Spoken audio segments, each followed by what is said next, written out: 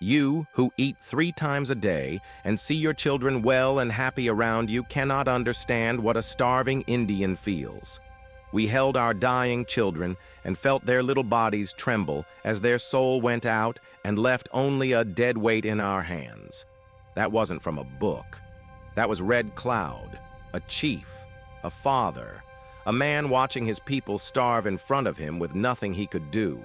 He lived long enough to see his people go from warriors to shadows, not defeated in battle, but buried in silence, under treaties that promised food, land, and peace, and delivered none of it. The Lakota were given a patch of land the government called a reservation. In exchange, they were promised rations and support.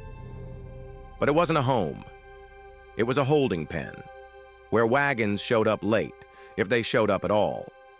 And when they did, they brought flour filled with bugs and meat that smelled like rot.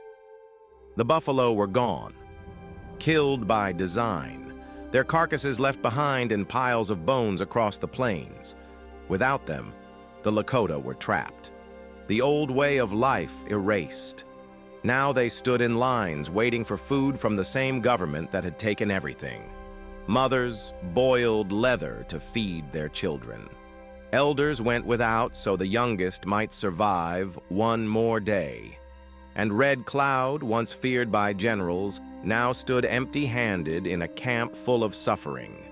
He traveled east, pleaded for help.